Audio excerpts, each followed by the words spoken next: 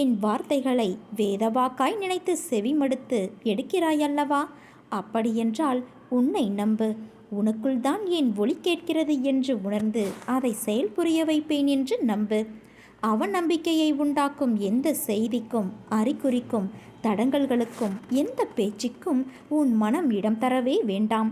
அனைத்தையும் செய்கிற நான் இருக்கும்போது எல்லாம் விரைவில் சுபமாக நடக்கும் என நினை. நான் அனைத்தையும் உனக்காக விரைவில் மாற்றுவேன். என்னிடம் பிரார்த்தனை செய்த பிறகும் பிரச்சனை தீரவில்லை என்றும் இருந்த நிலை அதிகமாகிவிட்டது என்றும் அவசரப்பட்டு முடிவு செய்து விடாதே. நம்பிக்கை இல்லாமல் வாழ்க்கை இல்லை. அதனால் நீ எந்த செயலை செய்தாலும் இருமனதாக எதையும் செய்யாதே. முழு மனதோடும் நம்பிக்கையோடும் செய். எதற்காகவும் அஞ்சாதே. உன்னோடும் உன் குடும்பத்தோடும் நான் இருக்கின்றேன். என் பிள்ளையே, நீ என்னையே நினைத்து கொண்டு இருக்கும்போது உன் துயரத்தை நான் போக்க மாட்டேனா? அது வெகு விரைவில் நடக்கும். கவலைப்படாமல் இரு. உனக்கு எது நன்மையோ அது நிச்சயம் உன்னை வந்து சேரும். அந்த எண்ணத்தை வளர்த்துக்கொள். இந்த எண்ணம் உள்ளவர்களே வாழ்க்கையில் வெற்றி பெறுவார்கள். உலகில் சாதித்தவர்கள் அந்த எண்ணத்தோடு தான் பல தடைகளை தகர்த்து சாதனைகள் பல புரிந்திருக்கிறார்கள். அதைத்தான் நான் உன்னையும் பின்பற்ற சொல்கிறேன். நீ உன்னுடைய துன்பமான காலங்களை கூட புன்னகையோடும் தளராத நம்பிக்கையோடும் எதிர்கொண்டு பார். உன்னுடைய தடைகள் அனைத்தும் வெற்றிப்படிகளாக மாறும். அதை பின்பற்றுவது சிறிது கடினமான ஒன்றுதான். ஆனால் அதை முயன்று பார். உன் துயரங்கள் அனைத்தும் காணாமல் போகும். என்னை மீறி எதுவும் நடக்காது. உன் நிழலாக நான் என்றும் உனக்காக இருக்கிறேன் குழந்தையே. என் வார்த்தைகள் மீது நம்பிக்கை வைத்து செயல்படு. நம்பிக்கை என்னும் மச்சாணியாக என்னை உன் மனதில் நிறுத்து. பொறுமையாய் வாழ்ந்து வா. உன்னை சேர்க்க வேண்டிய இடத்தில் நான் சேர்க்கின்றேன். என்னை சரணடைந்த உன்னை என்னிடம் ஒப்படைத்துவிட்டு நீ என் மீது முழு நம்பிக்கை வை. உன் பாரம் மட்டும் அல்ல, உன் பாவத்தையும் நான் சுமக்க தயாராக இருக்கிறேன் குழந்தையே. வாழ்க்கையில் நீ பயணிக்கும் ஒவ்வொரு நாளும் ஒவ்வொரு பக்கங்கள். அவற்றுள் சிரிப்பு, கண்ணீர், சந்தோஷம், கோபம், கஷ்டம், வெற்றி, தோல்வி, ஆசை, நல்லது கெட்டது என எல்லாம் நிறைந்துதான் இருக்கும். அந்த பக்கங்களில் நீ மட்டும் இடம் பெறமாட்டாய். எல்லா உறவுகளும் கதாபாத்திரங்களும் அதில் இடம்பெறும். அவர்களால் உனக்கு கிடைத்த அன்பு, கிடைக்காத அன்பு, நிறையில்லாத அன்பு, உண்மையான அன்பு என பல பரிமாணங்கள் இடம்பெற்று இருக்கும். அவை உணர்த்தும் புரிதல் ஒரு அன்பு விலகும்போது ஏற்படும் வலி, ஒரு அன்பு கிடைக்கும்போது ஏற்படும் சந்தோஷம் என பல வர்ணங்கள் கொண்டது. இவற்றையெல்லாம் அனுபவிக்க விரும்பவில்லை என்றாலோ, அனுபவிக்க விரும்புகிறேன் என்று சொன்னாலோ இவை ஒன்றும் உன் கையில் இல்லை. யார் யார் உன் வாழ்க்கையில் அமைய வேண்டும் என தீர்மானிப்பது நான். இதற்கும் எவற்றிற்கும் நீ காரணமில்லை. புரிகிறதா? உறவுகள் என்றால் சண்டைகளும் மனக்கசப்பும் வருவது இயல்புதான். ஆனால் அதற்காக என் வாழ்க்கையை நான் தனியாக வாழப்போகிறேன் என்று சொல்வது அர்த்தமற்றது. முதலில் கூறியபடி உன் வாழ்க்கையில் என்ன நடந்தாலும் அதற்கு என் சம்மதம் வேண்டும். அதனால் தனித்து வாழப்போகிறேன் என்று புலம்பாதே. கைகளை சேர்த்து வைத்து அடித்தால்தான் கைத்தட்டலின் ஓசை கேட்கும். அதனால் தனித்து செயல்படு. ஆனால் தனித்து வாழ்வதற்கு யோசிக்காதே. நீ என் அருளும் ஆசிர்வாதமும் அன்பும் பெற்ற உன்னதமான பக்தி கொண்ட என் பிள்ளை. நீ ஜெயமாக, நன்றாக, நல்ல எதிர்காலத்தை பொற்காலமாய் பெற்று சந்தோஷத்தோடு வாழ்வாய். எங்கு பொறுமை, நம்பிக்கை இரண்டுமே இருக்கிறதோ அங்கு நான் சேவகனாக இருக்கின்றேன். சந்தேகமே வேண்டாம். இவ்விரண்டும் இல்லை என்றால் நான் என்றுமே எட்டி பிடிக்க முடியாதவனாகவே ஆகிவிடுவேன்.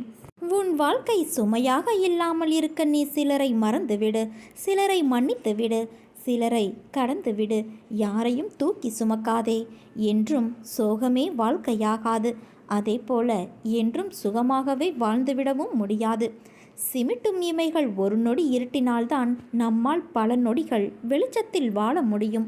1000 முறை சிந்தித்துப்பார். ஒரு முறை முடிவெடு. அறிவை பெருக்குவதில் பேராசைக்காரனாயிரு. முன்னேற துடிப்பதில் ஆர்வமாயிரு. முயற்சி செய்வதில் பிடிவாதக்காரனாயிரு என் குழந்தையே. கர்வம் கொள்வதில் கஞ்சனாக இரு. கவலை கொள்வதில் சோம்பேறியாக இரு. கோபம் கொள்வதில் கருமியாக இரு. கொஞ்சி பேசுவதில் வள்ளலாக இரு. எதிர்ப்பை வெல்வதில் முரடனாயிரு. கேட்பவையெல்லாம் கிடைத்துவிட்டால் வாழ்க்கையில் ரசனை இருக்காது.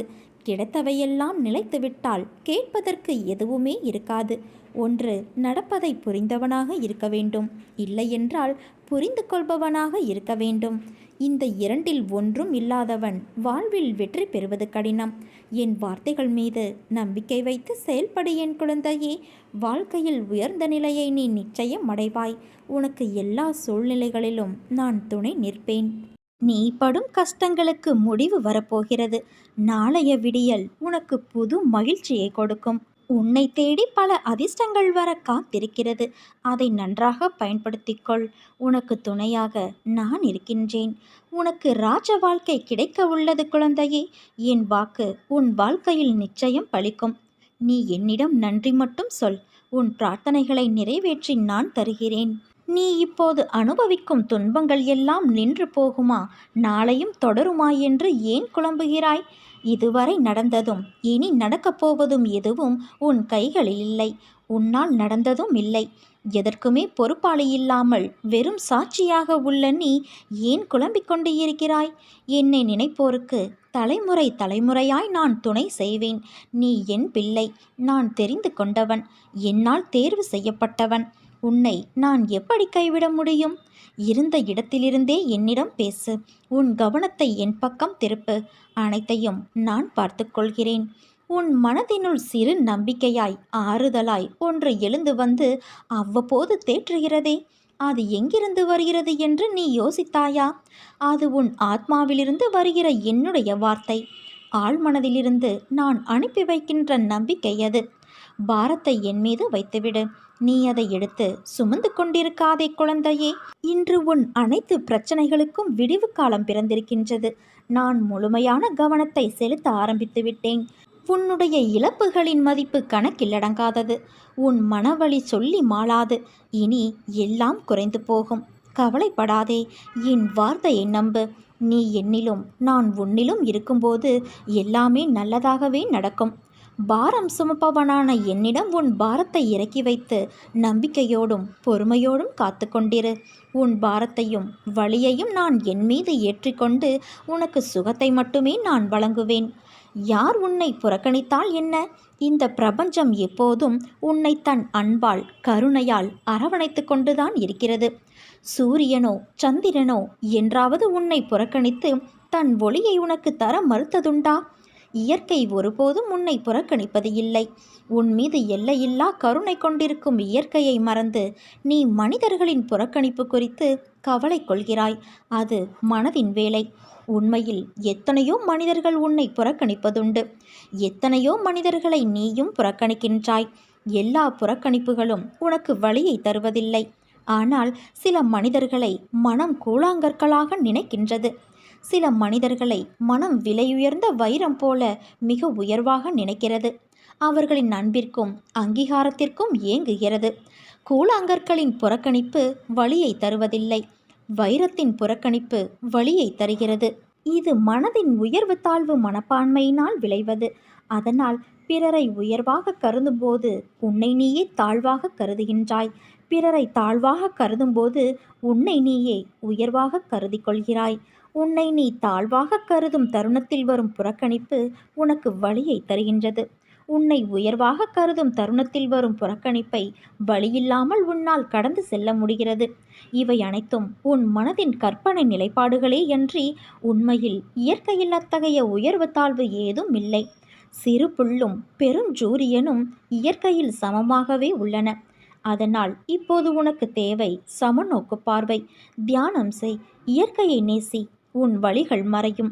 பாராட்டுக்காக ஏங்கும் நேரத்தில் நீ எத்தனை பேரை பாராட்ட மறந்திருக்கிறாய் என்று எண்ணிப்பார்.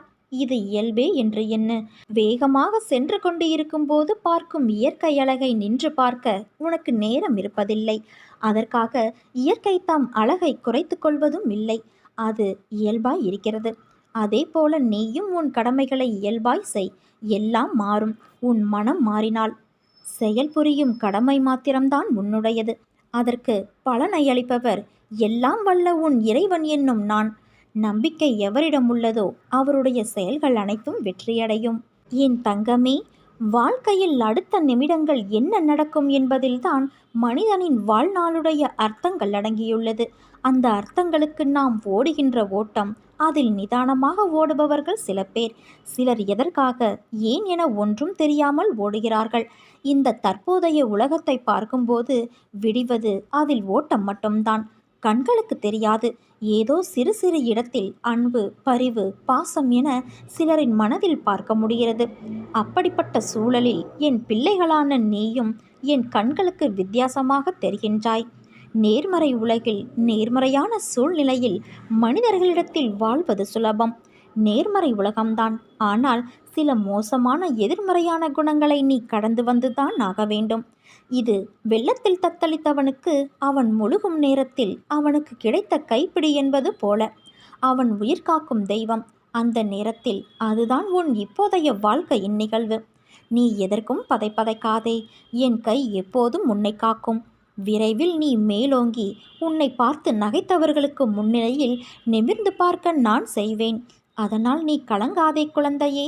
உன்னில் நிச்சயம் வெற்றி என்ற தீபத்தை நான் ஏற்றுவேன். உன்னில் பார்க்கும் அனைத்துமாய், அகிலத்தின் ரூபமாய் உனக்கு நான் இருப்பேன். என் தங்கமே, எத்தனை கனவுகள் உன் வாழ்க்கையில்! உன் கனவுகள் எல்லாவற்றையும் நான் அறிவேன். அதை தகுந்த நேரத்தில் உனக்கு நிஜமாய் அதை நினைவாக்கி கொடுப்பேன். உன்னை யார் முன்னிலையிலும் நான் தாழ்ந்து போகவிட மாட்டேன். உன்னை மிக விரைவில் வெற்றி கிரீடத்தால் அலங்கரிக்கப் போகிறேன் தங்கமே. அதற்கு நீ கொஞ்சம் பொறுமையாக இரு. அதற்கான வாய்ப்பையும் உனக்கு நான் ஏற்படுத்தி தரப்போகிறேன். வாய்ப்பை உன்னோடு நான் இருந்து அதை பயிற்றுவிக்கப் போகிறேன். உன் மனதில் ஓடும் அனைத்து எண்ணங்களையும் நான் அறிவேன். உன்னை பின்னுக்கு தள்ளும் அனைத்தையும் நான் துரத்தியடிப்பேன்.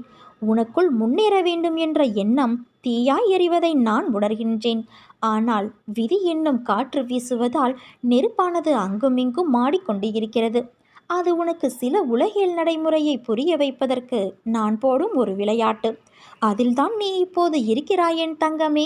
அதை போராடி அழுகையும் துன்பமாய் வந்த போதிலும் அதில் நிலை பெற்று நீ உறுதி கொண்டாய்.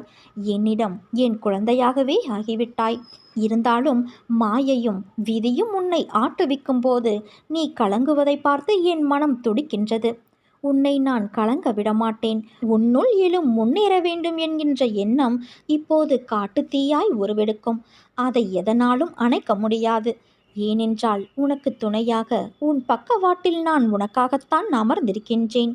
உனக்கு ஒரு விஷயம் தாமதமாகிறது என்றால் அதை என்னுடைய அற்புதம் கொண்டு நானே உனக்கு நிறைவேற்றி தரப்போகிறேன் என்று அர்த்தம். அது உன் வாழ்க்கையில் நிரந்தரமானதாக அமையப் போகிறது. பொறுமையோடு காத்திரு. அதற்கான காலம் வெகு தொலைவில் இல்லை. உனக்கான நேரங்கள் தொலைவில் இல்லை குழந்தையே. அது உன்னை தேடி வந்து கொண்டு இருக்கிறது. பிள்ளைகளின் நலம் விரைவில் சீராகும். நான் கம்பீரமாக உன் மனதிலும் உன் இல்லத்திலும் அமர்ந்து கொண்டு இருக்கிறேன். ஏன், அது உனக்கு தெரியவில்லையா? நீ என்னை மனதில் நினைத்தாலே போதும். தினமும் என்னை பூஜித்தால்தான் நான் உன்னை நினைப்பேனா? இல்லை. யோசித்துப்பார். நீ இன்று இருப்பதை விட இதற்கு முன்பு பல வேதனைகள், மனக்கசப்புகள், உறவுகளோடு பூசல்கள், ஆசையாய் வாங்கியது கைவிட்டு போனது. நிம்மதியை இழந்தாய். தினசரி வாழ்க்கையை நடத்துவதற்கு நீ பட்ட கஷ்டங்கள் போதுமப்பா, இந்த வாழ்க்கையே போதும் என்று அழுது புலம்பினாய். அதையெல்லாம் மறந்து விட்டாயா? அனைத்தையும் நான் அறிவேன். அனைத்தும் நன்மைக்கே. இன்று எப்படி இருக்கிறாய்? தினமும் என்னை பூஜித்தாய். ஆனால் நான் உன்னிடத்தில் எப்படி வந்து சேர்ந்தேன் தெரியுமா? நீ என் பொக்கிஷம். நீங்கள் அனைவருமே என்னுடைய குழந்தைகள்.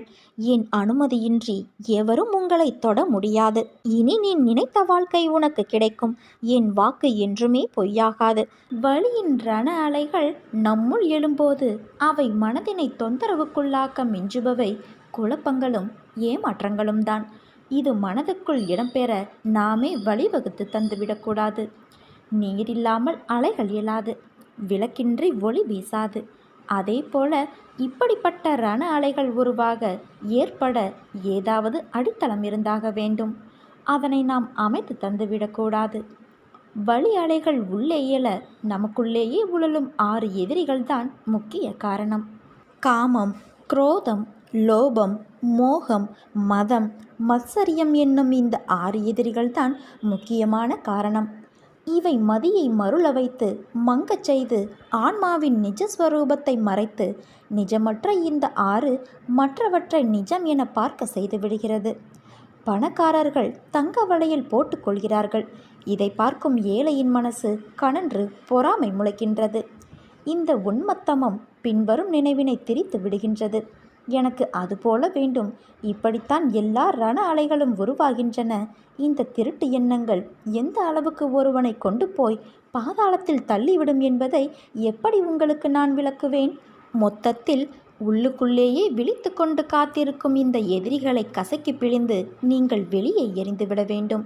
இந்த 6 எதிரிகளை மட்டுப்படுத்தும் போது மனதினை குழப்பி மருள வைக்க வல்ல அலைகள் எழுவது தானாக காணாமல் போக துவங்கும். முழுவதுமாக இந்த எதிரிகள் அழிக்கப்பட்டுவிட வேண்டும். இவற்றில் கொஞ்சமாக வேணும் மிச்சம் வைக்கப்பட்டால் அது மீண்டும் நாளாவட்டத்தில் நம் அவயங்களையெல்லாம் தன் உள்ளுக்கு இழுத்து கொண்டு நம்மை கலங்க வைத்து வென்றுவிடும். நீங்கள் இந்த 6 எதிரிகளையும் அடக்கவல்ல புத்தியை அடைய வேண்டும். அதே புத்தியை வைத்து மீண்டும் வளராதவாறு கண்காணித்து கொண்டே இருக்க வேண்டும். உன் பொறுமையை சோதிக்கும் அளவுக்கு சோதனைகள் நெருக்கடிகள் வந்தாலும் அந்த கடினமான நேரங்களை நீ அமைதியுடன் கடந்தாக வேண்டும். உனக்கு பக்கபலமாய் நான் இருக்கிறேன் என்பதை நீ என்றும் மறவக்கூடாது. உன் மனம் எப்போதும் இறந்த காலம் எதிர்காலம் பற்றியே சிந்தித்து கொண்டு இருக்கிறது. அதனால்தான் உன்னால் நிகழ்காலத்தில் நிம்மதியாக வாழ முடியவில்லை.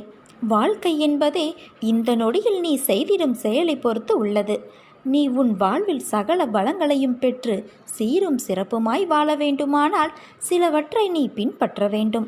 உனக்கு தெரியாத ஒன்றை பற்றி எனக்கு தெரியும் என்று மற்றவரிடம் காட்டிக்கொள்ளாதே. அதை கடைசி வரை தெரிந்து கொள்ளாமல் இருப்பதும் மிகப்பெரிய முட்டாள்தனம். சூழ்நிலையை உருவாக்க சமாளிக்க தெரிந்து கொள். ஏனென்றால் எந்த சூழ்நிலையாயினும் அதை கையாள தெரியவில்லை என்றால் உன்னால் தோல்விகளை தவிர்க்க முடியாது. உன் வெற்றிக்கு நீ மட்டுமே காரணம்.